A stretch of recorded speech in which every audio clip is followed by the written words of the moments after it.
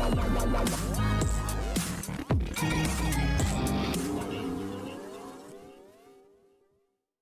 Guys, you are watching serial से आप अनुपमा के आज रात के एपिसोड में दिखाया जाएगा कि अनुपमा और वनराज एकदम शांत बैठे होंगे समर के पिक्चर के आगे। तभी वो दोनों समर के बारे में बात करना शुरू करेंगे। अनुपमा कहेगी सबसे कि मुझे लगता था कि लड़की मेरे पास दोबारा टाइम में आए, लेकिन जब समर आया तो मुझे एकदम ऐसा लगा कि वो कितना प्यारा है और उसके टच से मेरी सारी जो अंदर की अनसेटिस्फैक्ट्री फीलिंग थी वो सब सेटिस्फेक्शन में बदल गई। वनराज कहता है अनुपमा से कि हाँ, समर हमेशा तुम्हारे साथ खड़ा रहा शुरू से लेकर अब तक, लेकिन अब उसने मुझे इतना तोड़ दिया है कि इतना तो मैं कभी भी नहीं टूटा था। और वो चुपचाप आंसू पोंछता है।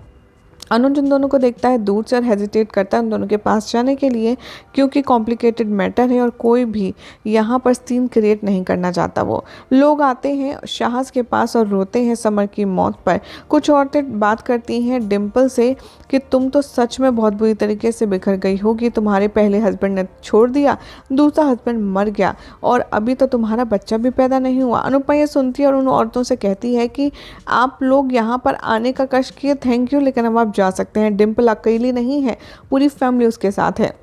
वो क्लियर करती है कि फादर का जो हाथ है वो बच्चे के लिए उसके सर पर बहुत ज़रूरी होता है, लेकिन अभी मेरा और उसके पापा का हाथ है उनके सर पर और आपको चिंता करने की कोई ज़रूरत नहीं है।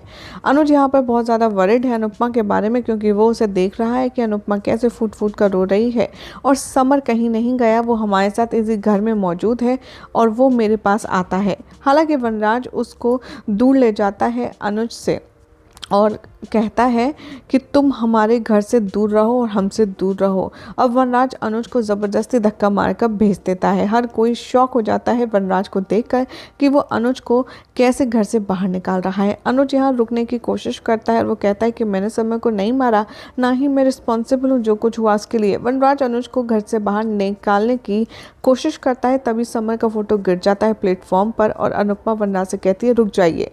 अनुपमा समर की फ़ोटो उठाती है और अनुज के पास आती है और कहती है कि कोई कंपेयर नहीं कर सकता है।